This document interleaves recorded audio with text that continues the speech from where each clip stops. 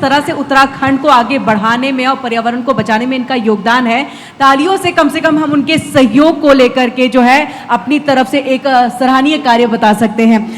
Doctor Anil ji, आपका बहुत बहुत स्वागत है हमारे इस मंच पर। और सबसे पहले जब मैं देख रही थी कि मेरी सहयोगी सोनिका आपके बारे में बता रही थी कि आप पद्म भूषण से आपको सम्मानित किया गया है, आप मुस्कुरा रहे थे वहाँ पर, तो उस मुस्कुराहट के पीछे एक राज बताइए, क्योंकि अभी भी आपकी मुस्कुराहट कम नहीं हो रही है।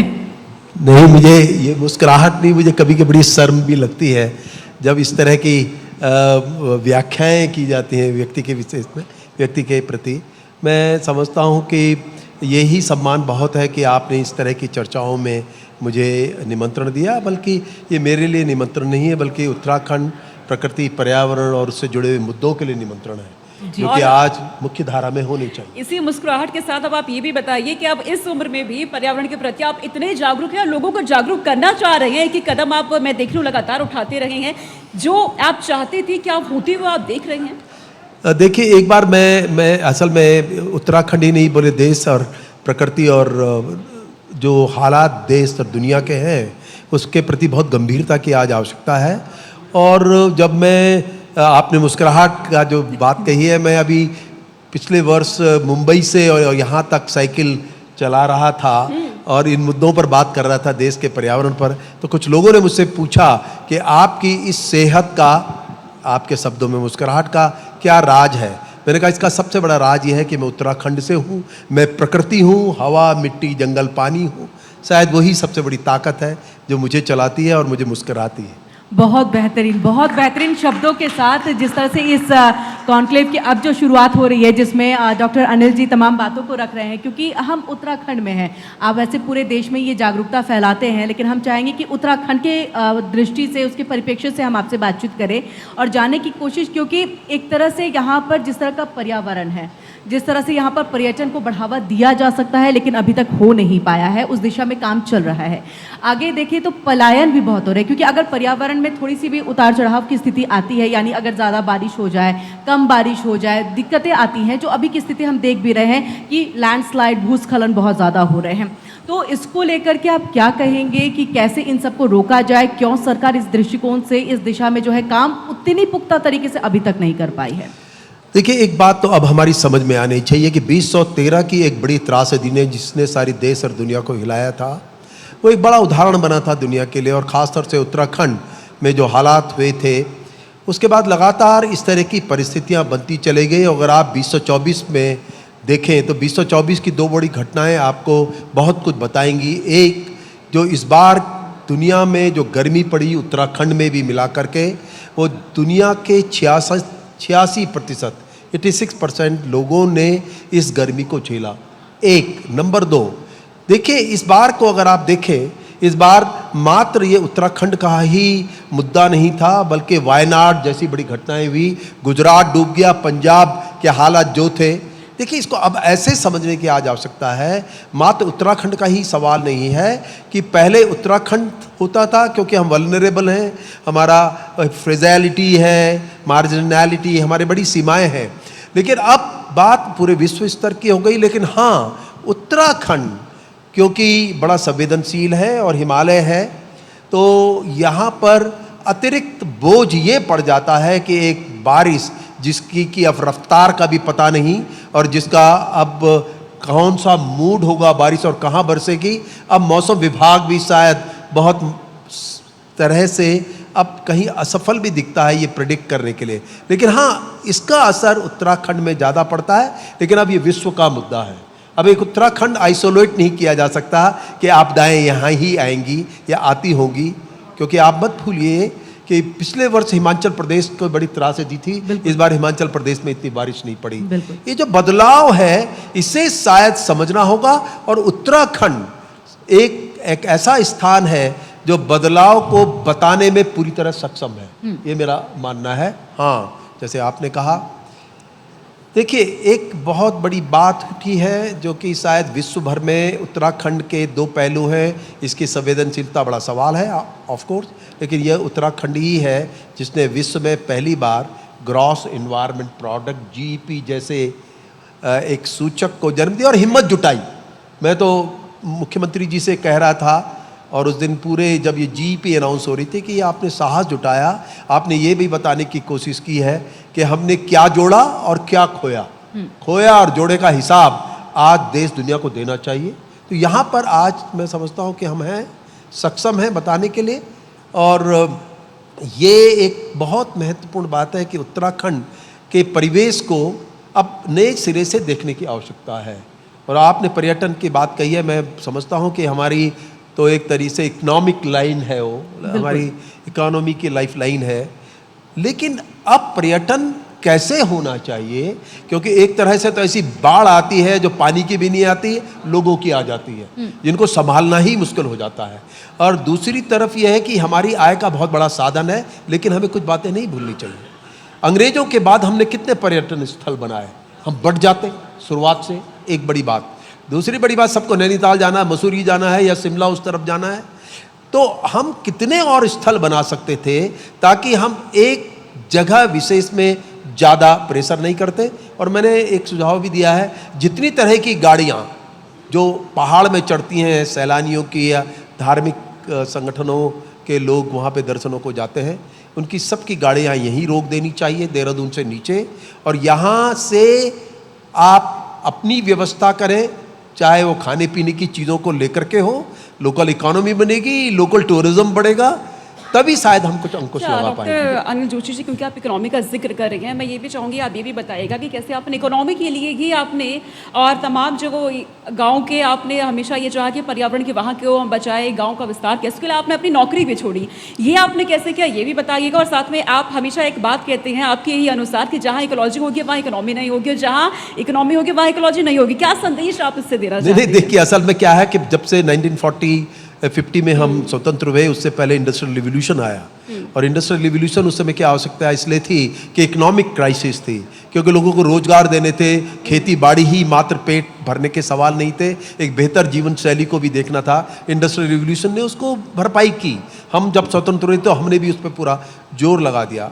पर सवाल यह है कि तब की इकोनॉमिक रिवोल्यूशन ने, इंडस्ट्रियल रिवोल्यूशन ने आज दुनिया भर के क्या हालात कर दिए हैं, ये सबके सामने है। हम इकोनॉमी वर्ल्ड के लोग हैं इस समय, बाकी आगे दाएं पीछे न नदी दिखती है, न पहाड़, न हिमालय दिखता है, न मिट्टी दिखती है, न बिगड़ती हवा से हम ज़्यादा संदर्भित हैं।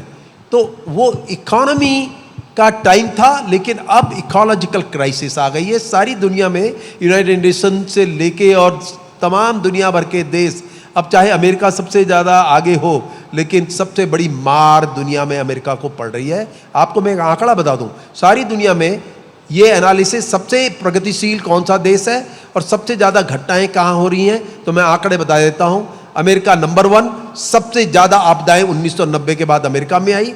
दूसरा नंबर चाइना, रेस में है इकोनॉमी के, दूसरे नंबर की सबसे ज़्यादा आपदाएं वहाँ आई। और तीसरा नंबर भारत का है, वहाँ तीसरे नंबर पर आपदाएं। इसका मतलब इकोनॉमी और डिजास्टर का एक मतलब है, इकोलॉजी इकोनॉमी दो डिफरेंट डायरेक्शन में जा रही है। तो शायद एक आवश्यकता है इकोनॉमी और इकोलॉजी को लेकर चले। और हमारे जो प्रयोग हैं वो गांव को लेकर ही है कि कोई हवा मिट्टी जंगल पानी दिल्ली के कैनॉट सर्कस में या देहरादून के घंटाघर में नहीं होता, ये सब गांव से होते हैं। गांव सशक्त होंगे तो ये भी सशक्त होंगे। और दूसरी बड़ी बात यह है कि देखिए, गांव के संसाधनों को लेकर के अगर हम उनकी मूल्य वृद्धि कर दें, वहीं पे अपनी ब्रांडिंग भी करें। हिमालय को अभी तक मात्र इस बात के लिए जाना गया कि वो नदियां देता है, जंगल देता है, लेकिन हिमालय की ब्रांडिंग अगर उसके उत्पादों की हो तो वो इकोनॉमी भी देगा, ये बड़ी बात है। और इसीलिए हमारे जो रास्ते हैं, हमारी जो पकड़ है, वो इसी को लेकर के है।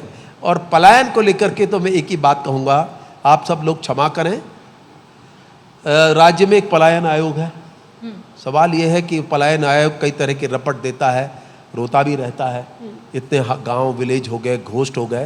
लेकिन इसी उत्तराखंड में एक घाटी है, यमुना घाटी, एक क्षेत्र है चक्रौता, पिथौरागढ़, चमोली के गांव, वहां से तो कोई पलायन इस स्तर पे नहीं हुआ। हम उन्हीं प्रयोगों को क्यों देखते हैं कि साहब अल्मोड़ा में और पौड़ी के 2 जिले माने जाते हैं सबसे ज़्यादा पलायन है। मैं स्वीकारता हूँ, नज़दीकियाँ जब जब शहरों से में होंगी तो लोग जाएंगे ही, लेकिन यमुना घाटी सबसे ज़्यादा सब्जी देती है। इसी तरह से आपका पूरा चक्राता का इलाका, वहाँ पलायन का इतना जोर नहीं, पर वो चर्चा में नहीं होता। मैं तो पलायन आयोग से कहता हूं कि तुम पहले वहां अध्ययन करो, वो प्रयोग पौड़ी में और अल्मोड़ा में जाए, क्योंकि हमारी जो सबसे बड़ी शक्ति है क्लाइमेट एडवांटेज। जो क्लाइमेट हमारे पास है, देश दुनिया में किसी के पास नहीं है। आप क्लाइमेट एडवांटेज लेना, हम क्यों रोना रहे पलायन का। सत्य यह है कि बहुत से इलाके ऐसे हैं न लोग जाना चाहते हैं, उनकी आर्थिकी स्थानीय है, उसी में वो मजबूत हो सकती है। अनिल जी, मेरा एक सवाल आपसे है। मैं विवेक शांडिल्य मेरा नाम है। मैं आपसे सवाल ये जानना चाहता हूँ, इस देश में आपने कहा कि पर्यावरण और प्रकृति चुनावी मुद्दे नहीं होते हैं, ये आपका मानना है। और इसमें मैं सवाल आपसे ये पूछना चाहता हूँ कि मैं दिल्ली से आता हूँ, दिल्ली में रहता हूँ और बेसिकली झारखंड से बिलोंग करता हूँ। तो दिल्ली में भी कभी साफ हवा साफ पानी चुनावी मुद्दे नहीं बने और ना लोग इस तरफ से जाना चाहते हैं। आप दिल्ली का एग्जाम्पल लेंगे, वहाँ 200 यूनिट फ्री बिजली चुनावी मुद्दा बना, फ्री पानी चुनावी मुद्दा बना। तो चुनावी मुद्दे वही बनते हैं जो पब्लिक को चाहिए होते हैं। तो क्या हम वो अवेयरनेस क्रिएट नहीं कर पाए साफ हवा साफ पानी को लेकर लोगों के बीच में कि इसकी कीमत क्या है और इसकी कीमत हम अदा क्या कर रहे हैं? इसलिए राजनीतिक पार्टियां भी बहुत ज्यादा तरजीह नहीं देते हैं। मुझे लगता है आप इसको थोड़ा विस्तार में समझाइएगा। जी जोशी जी, इसमें मैं एक और ऐड ऑन भी कर देती हूँ, क्योंकि अवेयरनेस की बात हुई है, तो इसमें क्या हम अपने युवाओं को और जागरूक नहीं कर पाए कि पेड़ पौधों को आपको बचाना है? इसमें कहीं ना कहीं कोताही हो गई है, कुछ गड़बड़ियाँ हो गई हैं, निश्चित रूप से मैं उनसे शुरू करके आप तक पहुँचूंगा। जी देखो मित्र, आज दुनिया भर में अगर सबसे बड़ा कारण बिगड़ती हवा, मिट्टी, पानी और जंगल का है, उसका एक ही कारण है, आप और मैं खुद ही तय कर लें। जब भी चुनाव होते हैं, पार्टियों का नाम लिया जाता है, जात बिरादरी का नाम लिया जाता है, सड़कें कितनी बनी, ढांचागत विकास हुआ, तथाकथित इकोनॉमी क्या हुई। जब तक हमारे राजनीतिक मुद्दे ये होंगे, प्रकृति पर्यावरण आपका साथ छोड़ेगी। लेकिन एक समय आना है, निश्चित आएगा, प्रकृति किसी को क्षमा नहीं करती। प्रकृति एक ऐसे दंश के साथ आएगी कि लोगों की प्राथमिकता प्रकृति बनेगी। लेकिन कितनी दुर्भाग्य की बात है, आपने मैंने बैठ के कितनी सांसें ले ली होंगी, अभी तक उसकी कोई गिनती नहीं है।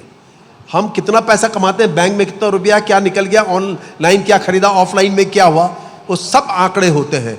सांस कितनी ली, पानी कितना पिया, ये सब प्रकृति के उत्पाद हैं। लेकिन क्योंकि अभी मिल रहे हैं, इसलिए हमारी चिंताएं नहीं है। जो नहीं मिल रहा है वो चिंता है, पानी की कीमत नहीं देनी पड़ रही है, वो खुशी की बात है। जब बड़ी बड़ी कीमतें देनी पड़ेंगी तो उनकी चिंता होती, जिसकी चिंता उसी की नहीं होती जिसकी कीमत नहीं देनी पड़ती।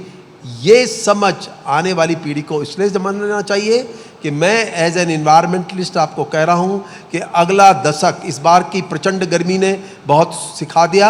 ये मत जाइए कि 24 में ही होगी, 23rd को जुलाई को जो टेम्परेचर था, उससे ज़्यादा टेम्परेचर 24 जुलाई 22 को था, और 25 में और आगे जा सकता है, क्योंकि हमारा कोई कंट्रोल कहीं पर अभी तक नहीं है। वही जीवन शैली, हर एक को हर चीज़ चाहिए, लेकिन इकोलॉजिकल रिस्पॉन्सिबिलिटी जो आपने युवाओं की बात की, हमारी न शिक्षा का हिस्सा है न समझ का। हमने कभी भी पारिस्थितिकी शिक्षा को इस रूप में नहीं बताने की कोशिश नहीं की कि आने वाली पीढ़ी के लिए कितनी हवा, मिट्टी, पानी बची है। इसलिए हमने जीईपी की कल्पना की। कम से कम सरकार की अकाउंटिंग करें कि आपकी इकोनॉमिक ग्रोथ ये है, पर कैपिटा इनकम ये है, तो बताइए आपने कितना हवा, मिट्टी, जंगल, पानी को जोड़ा, उसका आंकड़ा भी एक साथ हो। आने वाली पीढ़ी को देखिए, 1935 में जीडीपी आई थी, ग्रॉस डोमेस्टिक प्रोडक्ट, वो चलता गया, उसने क्या, लेकिन उस समय इकोनॉमिक क्राइसिस थी। हम एक दूसरे को तोलते थे, नापते थे कि कौन देश कहाँ गया, चाइना की जीडीपी क्या है, हमारी कहाँ है। अब जिस तरह के हालात हैं, इकोलॉजी सबसे महत्वपूर्ण विषय हुआ, क्योंकि आप भी इस बात की कल्पना कर सकते हैं, आप बहुत सुखी हों, बहुत पैसे हों आपके पास, लेकिन अचानक आपको पता चला कि आप एक गंभीर बीमारी के चपेटे में हैं, सब शून्य हो जाता है, सब काला हो जाता है। ये चीज़ों के बहुत से उदाहरण आ चुके हैं, और मुझे लगता है यही बंटने और बांटने का समय भी नहीं। अनिल जी, इसमें मेरा एक सवाल इसमें मैं ऐड करना चाह रहा था। आप साइकोलॉजी देखिए कि हम 200 यूनिट फ्री बिजली के लिए वोट कर सकते हैं, लेकिन हम साफ शुद्ध हवा का प्रॉमिस अगर कोई पार्टी कर दे तो हम उसको वोट नहीं करेंगे। इसलिए शायद ये मुद्दा नहीं है। तो ये साइकोलॉजी हम इसको नेक्स्ट जनरेशन पे कैसे डाल सकते हैं? ये तो हमारी साइकोलॉजी है। आज जो हम दोहन कर रहे हैं उसका खामियाजा नेक्स्ट जनरेशन को मिलेगा। तो हम उनको वो दे के जाएंगे, आपदा दे के जाएंगे, उनको बाढ़ दे के जाएंगे, गर्मी दे के जाएंगे, भूस्खलन दे के जाएंगे, भूकंप दे के जाएंगे, यही सब चीज़ें दे के जाएंगे अगर हम आज सचेत नहीं हुए। तो 200 यूनिट बिजली ज़रूरी है या फिर साफ हवा ज़रूरी है? नहीं, साफ हवा। मैं तो मुफ्त के पक्ष में, मैं प्रकृति के लिए भी कहा, क्योंकि प्रकृति ने सब कुछ आपको सरलता से मुफ्त में दिया, इसलिए आपने को सम्मान नहीं किया। तो ये जो राजनीतिक व्यवस्था है उसका भी मैं दोष इसलिए नहीं देना चाहता कि जब हम उनसे जो चाहेंगे और वो वही बार बार रिपीट करेंगे तो वोट तो उधर ही पड़ेगा, उसी तरह पड़ेगा। जिस दिन हम पूरे राजनीतिज्ञों को, मित्रों को ये बताने के लिए सक्षम हो जाए, बड़ी संख्या के लोग, कि हमारे वोट का आधार एक हवा, मिट्टी, जंगल, पानी होगा, तो सब कुछ बदलेगा और ये होगा।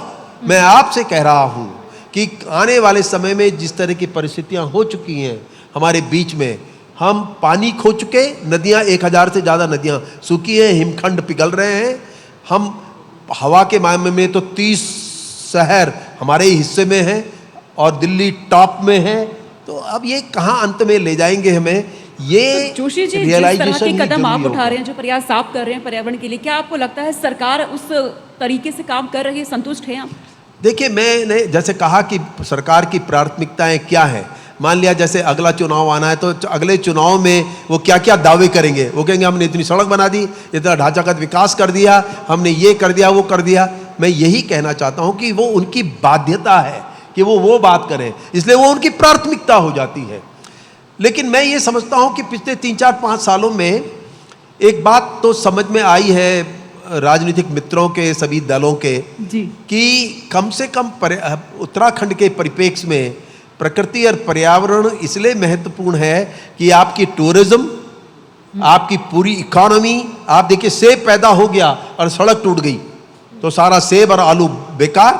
तो हमारा वो भी इकोनॉमी से कहीं जुड़ा हुआ हिस्सा है। पर्यटन में आपको पता है ना, बद्रीनाथ में फंसे, यमुना वैली में कितने लोग फंसे।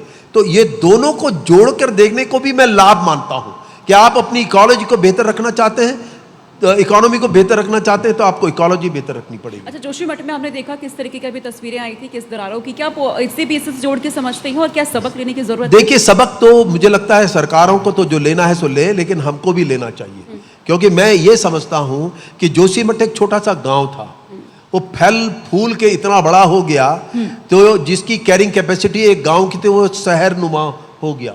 दूसरी बात, प्रकृति के नियम है, जो भी बड़ा, जिस भी बड़े पहाड़ के नीचे नदी होगी वो टो काटेगी और उसने टो काटती चलेगी। जितना आपने एक्सेलरेट कर दिया डेवलपमेंट को, वो और तेजों से काटेगी, वो धंसने का काम होगा। ये तो जोशीमठ है जो जाना जा रहा है। लेकिन अगर आप छोटे मोटे शहरों को देख ले, मसूरी नहीं में आपको ये रपट नहीं आती क्योंकि नीचे से कोई नदी नहीं चलती। इस विज्ञान को, प्रकृति के समझने की कोशिश नहीं की जाती। सबसे बड़ी बात पहाड़ों में, और अब तो देश में चर्चा हो रही है, मैं इसको अच्छा मानता हूँ, हमारे राज्य के मुख्यमंत्री ने कैरिंग कैपेसिटी पर बड़ा जोर लगा दिया कि हर एक शहर, छोटे मोटे शहर की कैरिंग कैपेसिटी होनी चाहिए और शायद कैरिंग कैपेसिटी और प्रोडक्टिविटी को आपस में मैच होना चाहिए, तभी आप इकोलॉजी एंड इकोनॉमी को बैलेंस करके चल पाएंगे। जी अनिल जी, अभी आपने यहाँ पर कहा है कि प्रकृति को समझने की ज़रूरत है। हमारे अभी इसी मंच पर फॉरेस्ट मिनिस्टर आए हुए थे, उनसे जब बातचीत हो रही थी तो सवाल इसी पर्यावरण को लेकर के उठा, तो उन्होंने कहा है कि पेड़ हम लगाते हैं बहुत ज़्यादा, बट बचते सिर्फ 30% ही हैं। हम चाहेंगे, क्योंकि आपने बहुत रिसर्च किया है, बहुत कुछ इसको देखा है, जाना है, तो क्यों ऐसा रहता है, क्यों ऐसी स्थिति होती है? क्योंकि एक सवाल आपसे भी पूछता हूँ और उन सबसे तो मैं कहता रहता हूँ जी, क्या पहले पानी आया कि पेड़ आया? पानी। तो जब पेड़ लगते हैं पानी कहाँ होता है उसमें?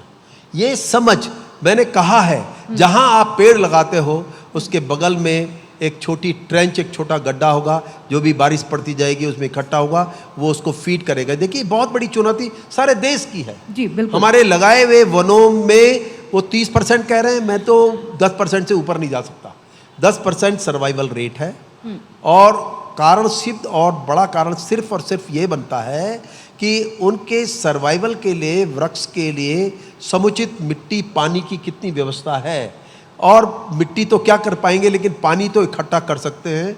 मैं एक छोटा सा प्रयोग बताता हूँ। जहाँ मैं रहता हूँ वहाँ पे हमारी नदी सूख गई थी और जंगल था 44 हेक्टेयर का। जंगल क्या था?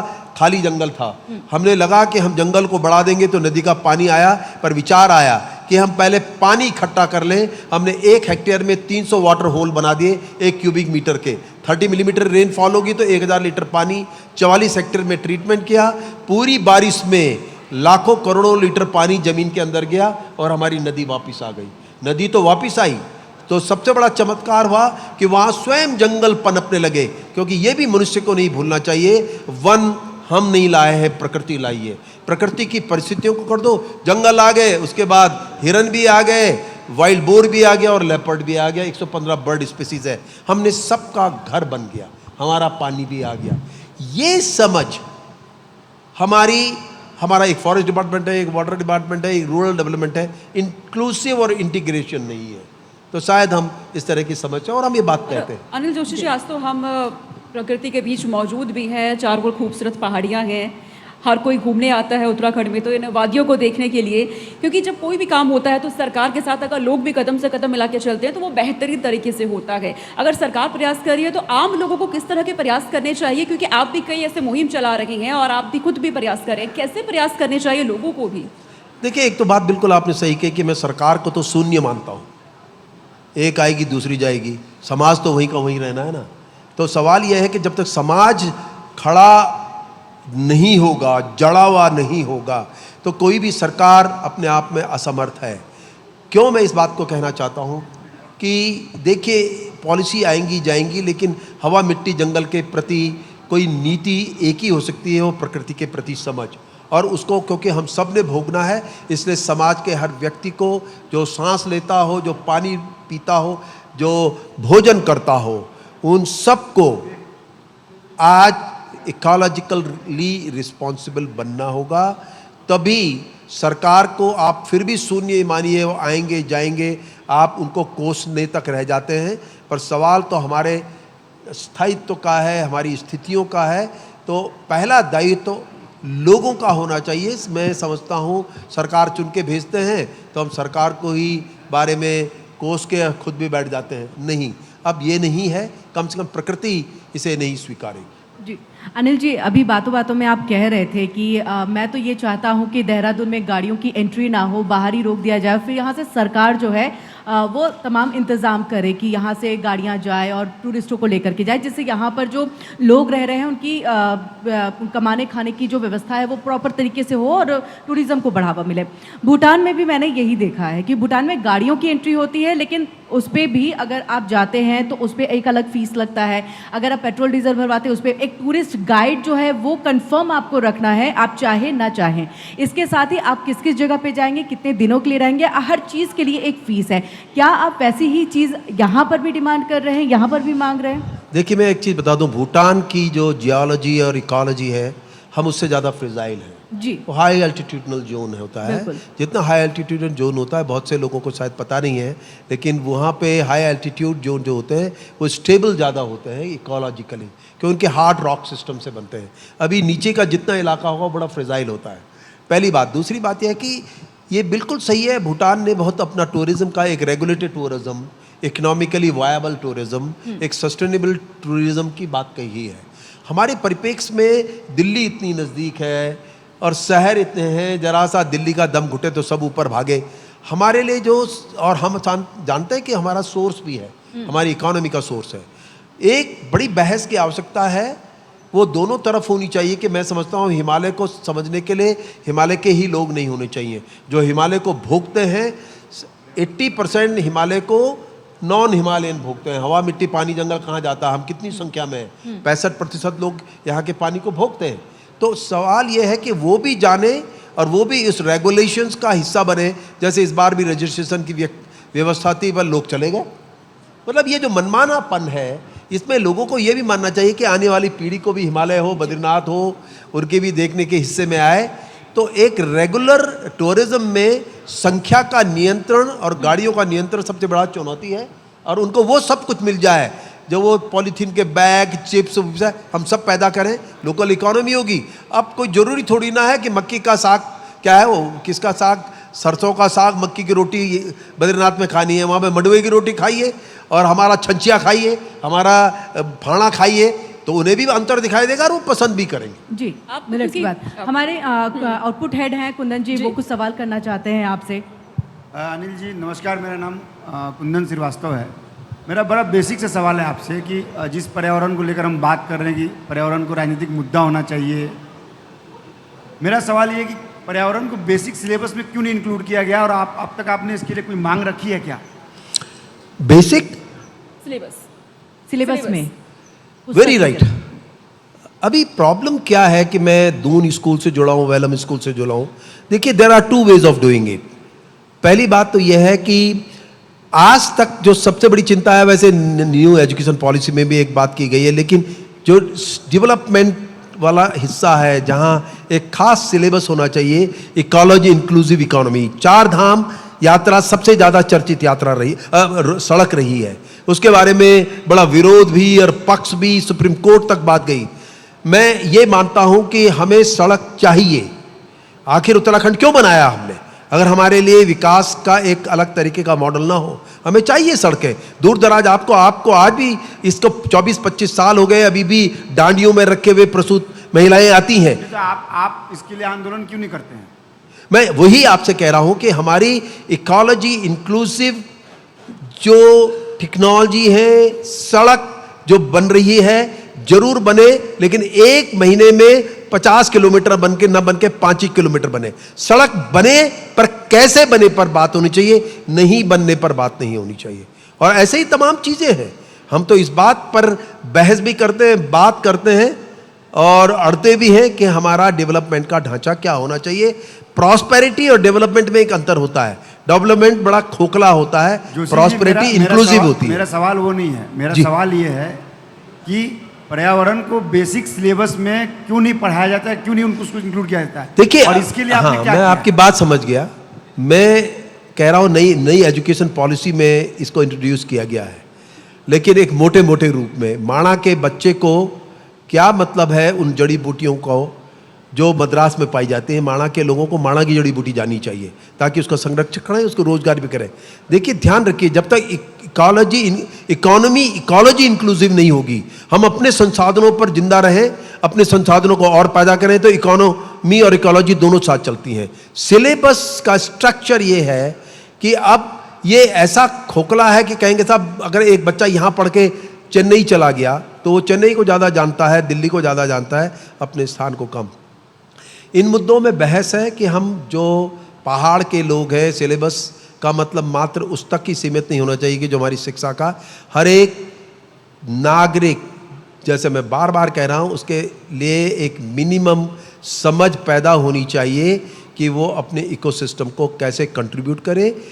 Principal of nature says everybody has to contribute.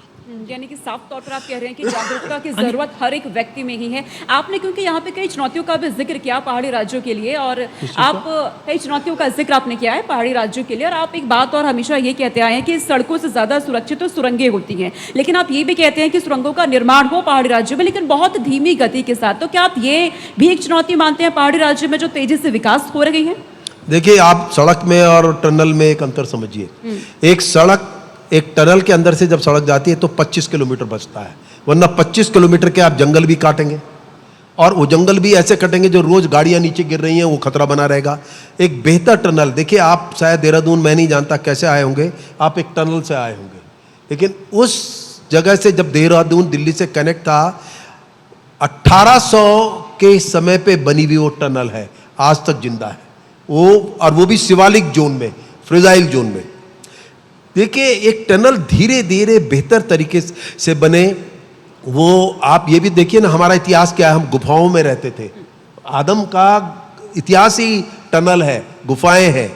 उसको सड़क की तुलना में बेहतर माना जा सकता है, बशर्ते हम टेक्नोलॉजी को साउंड तरीके से उसको इंट्रोड्यूस करें। तो अनिल जी, क्या यहाँ पर आप टेक्नोलॉजी को इसकी कमी मान रहे हैं? क्योंकि हम आए दिन देख रहे हैं कि लैंडस्लाइड होता है, सड़कें बह जाती हैं, गाड़ियाँ चली जाती हैं, जिसका जिक्र आपने भी कहा, और आप टनल को बेहतर, क्या टेक्नोलॉजी की कमी है? क्योंकि पहले के ज़माने में जब सड़कें बन रही थी तो बेहतर स्थिति में थी, तब थोड़ा कुछ कम जो है इस तरह की घटनाएं, इस तरह के हादसे जो है हुआ करते थे।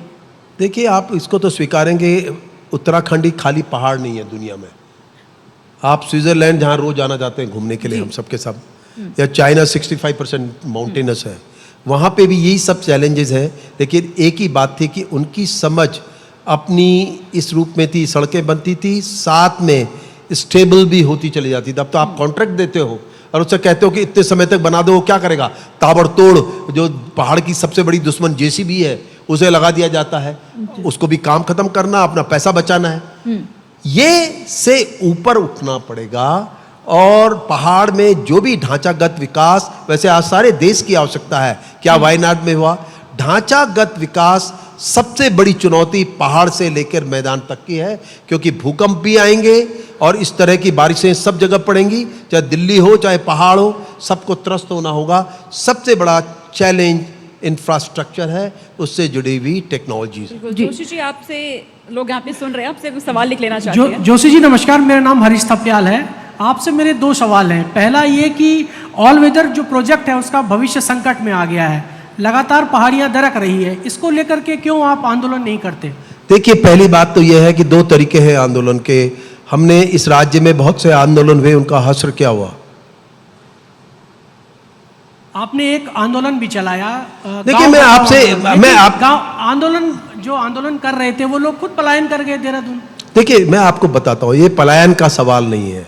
गांधी ने हर गांव नहीं देखा था, गांधी गांव के सबसे बड़े समझदार थे। एक बात समझ लेनी चाहिए, हम सबको, हमने कितने टेरी बैन का आंदोलन चलाया था, इससे पहले चिपको आंदोलन चले थे, क्या है हाथ हत्ते लगा। सबसे बड़ी बात यह है कि बात हमें एक इस रूप में कहनी चाहिए। अगर बांध नहीं है तो आप जानते हैं घराट का एक बहुत बड़ा मूवमेंट चला, हमने 6000 घराटों को बात की, आज राष्ट्रीय योजना बनी हुई है। हमें अपनी बात को कहने का आधार विज्ञानी होना चाहिए, ताकि टकराव ना होते हुए बात साझेदारी में समझ में आए। वरना जैसे ही आंदोलन होता है, कोई झगड़ा होता है, सरकार कहती है तो पर्यावरण विकास विरोधी है, दूसरे कह रहे हैं ये पर्यावरण विरोधी है, बात बीच में अटक जाती है। जीपी को लाने के लिए, कम से कम अकाउंटेबिलिटी तय करने के लिए हमने सबको जोड़ा, विज्ञानियों को जोड़ा, एक्टिविस्ट को जोड़ा, सबको जोड़ा, एक जीपी आ गई। कम से कम ये तो हमको पता चलेगा इस साल विशेष में क्या काम सरकार ने किया। देखिए, अब आंदोलनों की शैली की परिभाषा भी बदलने का समय आ चुका है। बताइए, नर्मदा आंदोलन हुआ, क्या हुआ? नर्मदा बांध बना? कौन सा आंदोलन है बताइए मुझे जिसने कुछ कर पाए? शायद अब राजनीतिज्ञों की भाषा ये समझ में नहीं आ सकती, उनकी समझ में ये आ सकता है, समझाया जा सकता है। और जब बहुत से लोग उस बात को समझ बनाते हुए तय करें कि हाँ ये ठीक है, क्योंकि आप देखिए ना, कोई भी काम होता है दो टुकड़े दिखाई देते हैं कि जिसमें कि हाँ एक पक्ष कहेगा हाँ, एक पक्ष कहेगा ना। अब समय है, विकास भी चाहिए, विनाश से भी बचना है, दोनों को जोड़ के चलने की शैली होनी चाहिए। जी अनिल जी, क्योंकि आपने सरकार की बात की, आपने कहा कि जब भी आंदोलन होते हैं दो फाड़ चीज़ें नज़र आती हैं, एक तरफ हाँ एक तरफ ना वाली स्थिति होती है। सरकार भी ऐसे ही बदलती है, हमने देखा है, खासकर से उत्तराखंड में है, इसलिए उत्तराखंड की बातें, या फिर मैं चलिए केंद्र की भी बात करूं, कभी बीजेपी कभी कांग्रेस आती है। आपको क्या लग रहा है कि उत्तराखंड में किस सरकार ने ज़्यादा काम किया, किससे आप संतुष्ट यहाँ पर नजर आते हैं और किसको और करने की आवश्यकता है? देखिए, ये बात कहने का न मेरे लिए मंच है, क्योंकि देखिए अपने बात मैं आपको मोटे मोटे रूप में हाँ। ये कह सकता हूं कि प्रकृति और पर्यावरण के प्रति जरा सा मुझे पिछले 3-4 सालों से जी ये रिस्पांस, क्योंकि जीपी लाना एक कठिन काम था, हाँ। उसमें सरकार की मंशा होनी चाहिए थी, उनका मन होना चाहिए था, उन्होंने स्वीकारा। हमने कुछ बातें और भी जोड़ने की कोशिश की कि मैं आपको बता दूं, जिस प्रयोग की मैंने बात की, इस सरकार ने उस प्रयोग के लिए एक पूरे सारे जिलों में उस प्रयोग की पुनरावृत्ति कर दी। तो मैं ये कह सकता हूं कि वो कोई भी राजनीतिक दल हो, अब इनकी समझ में आ गया, इन्होंने करना शुरू कर दिया। हमारे लिए चैलेंज ये है कि अब अगली सरकार इनकी हो या ना हो, लेकिन हमारी तो जो प्रोसेस और प्रोटोकॉल है वो सबकी समझ में आएगा तो दूसरा है वो भी करे। लेकिन फिर भी मैं कहूँगा कि इन 3-4 सालों में, और पुष्कर सिंह धामी से मुलाकात होती रहती है, बातचीत होती रहती है, और उनकी संवेदनशीलता को भी मैं कहूँगा कि वह संवेदनशील होते हुए उन्होंने इसकी चिंता की, जीपी को समझा, जंगल की बात समझी, पानी को जोड़ने की कहानियाँ समझी, तो उन्होंने इस तरफ कदम बढ़ाए हैं। तो मैं उनको इसके लिए धन्यवाद करूँ। उनका अच्छा आभारी जोशी जी, हूँ। उत्तराखंड एक बहुत खूबसूरत राज्य है यहाँ पे अक्सर, लेकिन हम देखते हैं हर साल प्राकृतिक आपदाओं की स्थिति बन जाती है, बाढ़ की स्थिति आ जाती है। आपको क्या लगता है, क्योंकि आपने लंबा रिसर्च किया है पर्यावरण को लेकर, प्रकृति को लेकर, किस तरह की कदम उठाने की अब जरूरत है? देखिए, ऐसा है कि अभी जो सबसे बड़ी प्राथमिकता सरकार की और पॉलिसी मेकर्स की यही होनी चाहिए कि उनका कोई भी इनिशिएटिव हो उसमें इकोलॉजी एक टैग हो साथ में। आप कुछ भी कर रहे हो, आप कोई भी इंफ्रास्ट्रक्चर को लेकर, मैं खास तौर से कह रहा हूं, इंफ्रास्ट्रक्चर ही सबसे बड़ा नुकसान भी उठाता है और उससे नुकसान भी होता है। अब मान लिया एक बड़ा बांध बन गया या कोई बढ़िया स्ट्रक्चर बन गया, एक बाढ़ आई वो भी चला गया। और इंफ्रास्ट्रक्चर बनाते समय जो इकोलॉजी के लिए जो बातें हैं वो कितनी जोड़ी गई, ये और इंफ्रास्ट्रक्चर कैसा होना चाहिए यहाँ के स्थानीय परिस्थितियों को देखते हुए, ये ही हमारे सबसे महत्वपूर्ण और बड़े सवाल हैं। और अब सरकारों को अगर कहीं पे चिंता करनी चाहिए, मैं बार बार कहने की कोशिश कर रहा हूँ कि तमाम एक्सपर्ट चाहे CBRI के हों, IIT है, अच्छी बात यह है कि उत्तराखंड तो भरा पड़ा है राष्ट्रीय संस्थानों से, बिल्कुल। सबको जोड़िए, उनसे समझ बनाइए और तब अपने विकास का रोड मैप बनाएंगे तो अच्छा रहेगा। जी अनिल जी, आपका बहुत बहुत शुक्रिया, आप हमारे इस मंच पर आए और आपने पर्यावरण को लेकर के इतनी अच्छी बातें की हैं और लगातार आप जागरूक भी कर रहे हैं। उम्मीद यही है कि इंडिया डेली के इस मंच के माध्यम से जो युवा अभी हमें सुन रहे होंगे वो कहीं ना कहीं सोनिका जो है इससे जागरूक होते हुए पेड़ लगाएंगे। और प्रधानमंत्री नरेंद्र मोदी ने भी अभी एक अभियान चला रखा है, एक पेड़ माँ के नाम, और हम देख रहे हैं कि उसका असर दिख रहा है। आगे आने वाले दिनों में और भी ज्यादा असर दिखे, युवा खासतौर से इसको लेकर के जागरूक हो सके। आपका बहुत बहुत शुक्रिया अनिल जी हमारे साथ जुड़ने के लिए। मैं चाहूंगी अनिल जी अभी आप मंच पे ही यहाँ पर मौजूद रहिएगा। इसी के साथ मैं यहाँ आमंत्रित करना चाहूंगी इंडिया डेली के editor in chief Rahul Mahajan ji को, आप मंच पे आइए और इसी के साथ मंच पे आकर डॉक्टर अनिल जोशी जी को सम्मानित करके मंच का मान बढ़ाए।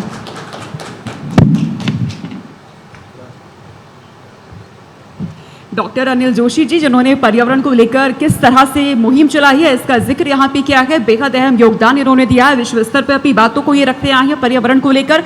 खुद एक पहाड़ी राज्य से आते हैं और इसी पहाड़ी राज्य के लिए अपनी नौकरी इन्होंने छोड़ी है, इसके प्रति तमाम तरह के बहुत अनेकों मुहिम ये चला रहे हैं और इन्हीं की यही कोशिश है युवाओं तक इस मुहिम को पहुंचाने की और युवाओं में ये जागरूकता बढ़ाने की।